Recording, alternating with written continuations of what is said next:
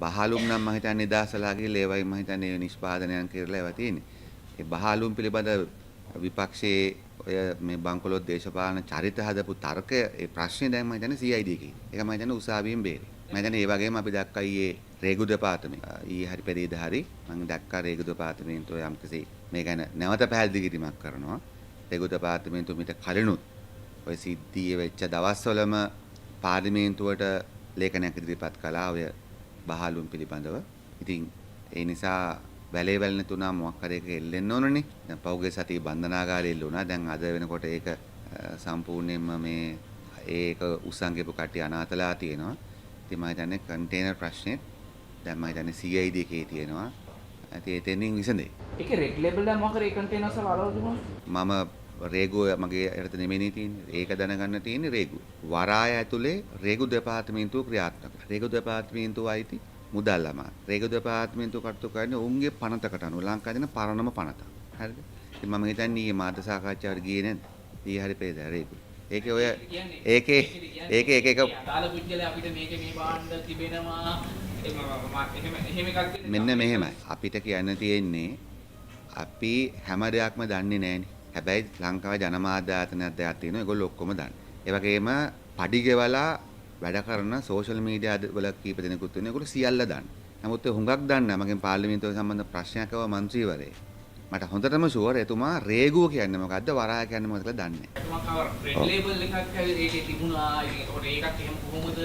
Red label නේ පාවිච්චි කරන්නේ නැත්නම් බ්ලැක් ලේබල්.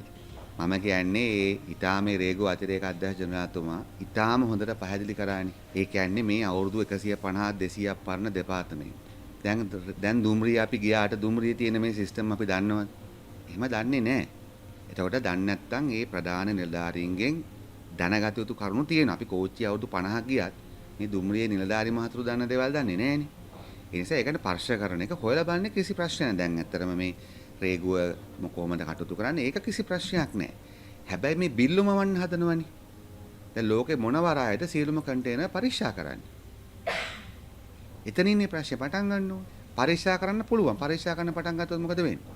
ඊට පස්සේ අනිත් පැත්තෙන් කියනවා ලුණු හිඟයි සීනි හිඟයි නේද? ඒ නිසා මේ අර ඒ කියන්නේ සම්පූර්ණයෙන්ම රටේ අර ඒ කියන්නේ අර රාජපක්ෂයෝගේ වැළලීලා ගියපු දේශපාලනයක් තියෙනවා. තාම මේකේ අවතාර ඉතුරුලා තියෙනවා මාධ්‍ය ක්ෂේත්‍රය. ඒ අවතාර හිතනවා ජනතාව ගොනාට අඳන්න පුළුවන් කියලා අර නොදන්නා චූටි චූටි දේවල් වලින්. ලෝකේ කිසිම වරායක් රොටර්ඩෑම්, ෂැන්හයි ලෝකේ ලොකම වරායකවත් කොච්චර තාක්ෂණය තිබුණත් සියල්ල පරීක්ෂා කරන්නේ නැහැ. දැන් උදාහරණයක් විදිහට ගත්තා. දැන් ඔබතුමාලා නිතර කෝච්චි එනවනේ. දැන් ඔබතුමාලා මාධ්‍යවේදීන් ගන්නවා. දැන් සහෝදරයාම ගන්නවා. අපි ඒවා හොඳටම දන්නවා.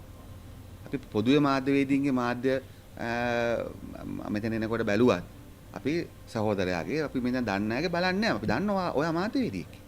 රේගුවෙත් ඒ නිසා අන්තර්ජාතික පිළිගත්ත ක්‍රම තියෙනවා. මොකක්ද? අවුරුදු 15ක් 20ක් තිස්සේ කම්පැනිස් වලින් කිසිම වැරද්දකින් තොරව කිසිම චෝදනාවක් නැතුව වංචාවකින් තොරව අවුරුදු 15ක් 30ක් බඩු ගේනපු කම්පැනිස් තියෙනවා. ඒගොල්ලන්ට අන්තර්ජාතිකවම ක්‍රමවේදයක් තියෙනවා. ඒගොල්ලන්ට දීලා තියෙනවා මොනවාද මේ ඒගොල්ලන්ගේ බාණ්ඩ ග්‍රීන් channel එකේ වන්නේ. ඒ කියන්නේ ඒව චෙක් කරන්නේ නැහැ. ඒ කියන්නේ දෙයක් හරියට කරන මිනිස්සුන්ට, දෙයක් හරියාකාරව නීතිගරුකව කරන නිලධාරීන්ට, සමාගම් වලට එහෙම අවස්ථාවක් තිබිය යුතුයි. නේද? එහෙම අවස්ථාවක් තිබිය යුතුයි. ඉතින් ඒක රේගුව ලංකාවේ තරන්නේ ලෝකේ පුරාම කරන දෙයක්.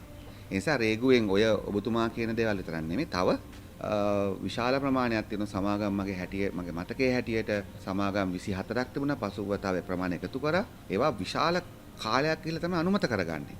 ඕනම සමාගමකට ඒ ලැයිස්තුවට වැටෙන්න බෑ. ඉතින් ඒ නිසා සමාගම් ගණනාවක් තියෙනවා. ඒගොල්ලන්ගේ භාණ්ඩ ලේඛනගත කරන ඔක්කොම කරනවා. නමුත් සාමාන්‍ය පරීක්ෂාවට ලක් කරන්නේ නැහැ. ඒ අතරේ නිතර අඩුපාඩුකම් කරන අය ඉන්නවා. ඒගොල්ලන්ව නිතර පරීක්ෂා කරනවා. ඉතින් ඒ නිසා ඒවට නීති රීති තියෙනවා.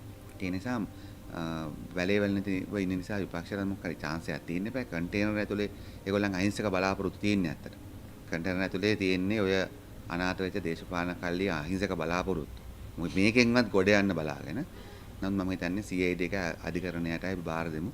ඒකයි අවසාන දැන් බහලුම් නම්